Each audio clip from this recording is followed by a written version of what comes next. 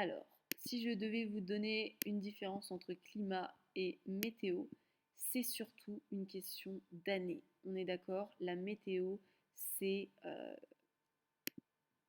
les prévisions météo, mais pour les prochains jours, ok? Alors que la climatologie, c'est plutôt des échelles d'années. Généralement, on dit que c'est 30 millions d'années, voire plus, siècles millénaires, etc.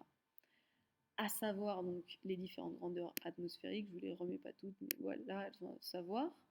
Comment on peut reconstituer les climats passés? Ça, on l'a vu de par votre DM avec les bulles d'air qui sont piégées dans la glace, comme l'a fait Claude Lorius, ou alors, comme on l'a fait en TP, avec le pollen.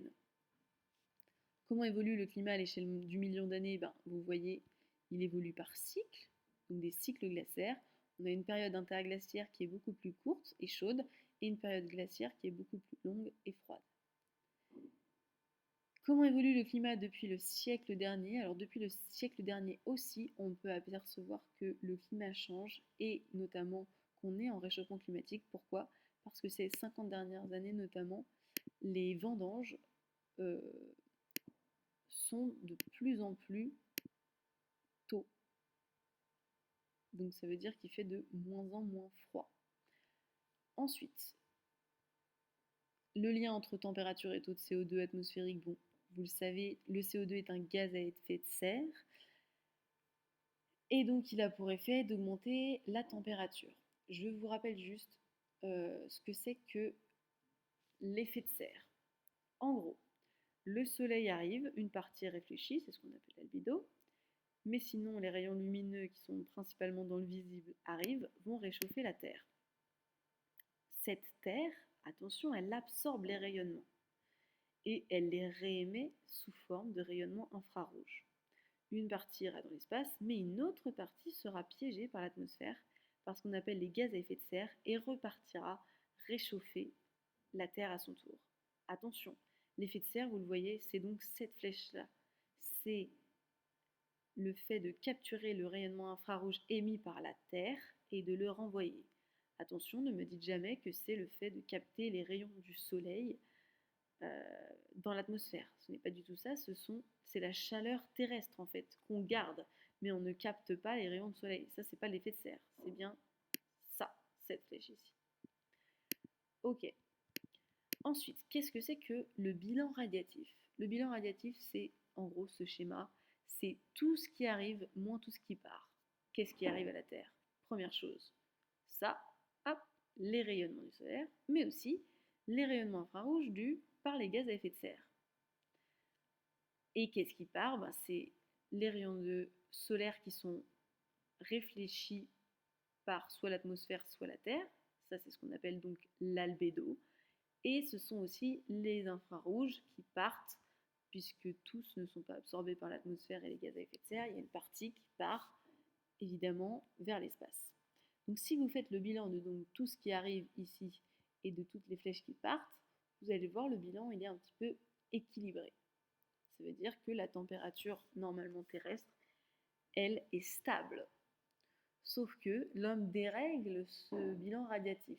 En effet, si vous jouez par exemple sur l'albédo, si vous fondez, ça ne se dit pas, si la glace fond, on va dire ça comme ça, l'albédo, on est d'accord, ici va diminuer. On est d'accord, l'albédo pour de la glace, c'est environ 90% du rayonnement qui est réfléchi. Si ça fond et qu'il ne reste plus que de l'eau, c'est seulement 10% des rayons lumineux qui sont réfléchis. Donc il y aura moins de rayons qui seront réfléchis, plus qui seront absorbés, donc ça va se réchauffer. Autre chose, si vous augmentez la proportion de gaz à effet de serre, il y a plus de rayons infrarouges qui vont être stockés, emprisonnés et repartir vers la Terre, donc pareil, augmentation de la température.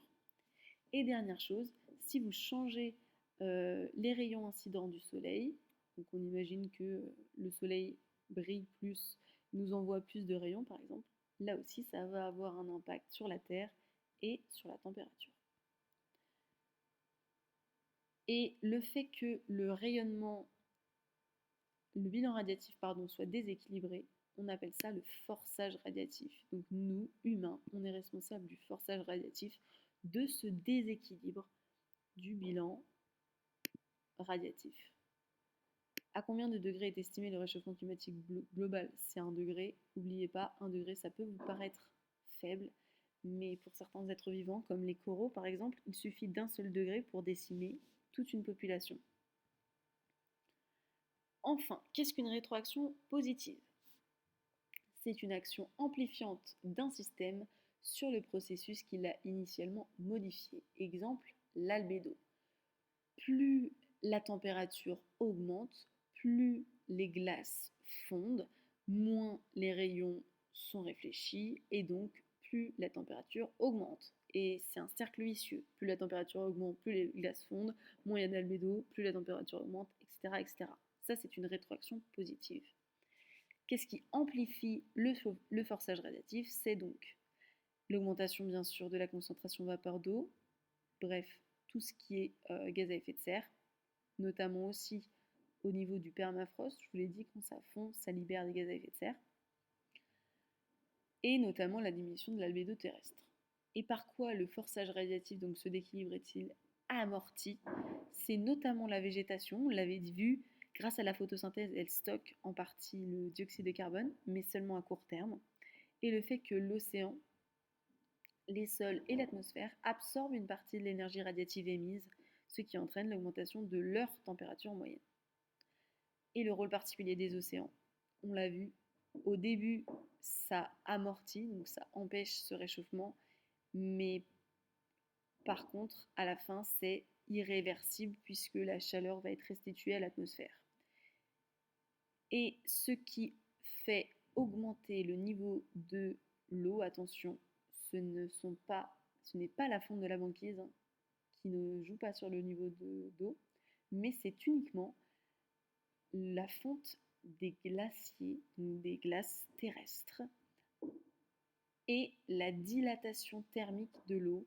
Dilatation thermique de l'eau, c'est quoi? Sous l'effet de sa température, l'eau va prendre plus de place, tout simplement. Et d'ailleurs, cette dilatation thermique, elle est responsable en plus grande partie de l'élévation du niveau de la mer que la fonte des glaces. Donc voilà, j'espère avoir été assez claire. Bon courage à vous, n'hésitez pas à me contacter sur Pronote si vous avez la moindre question et j'essaierai de répondre le plus rapidement possible. Bonne journée à tous.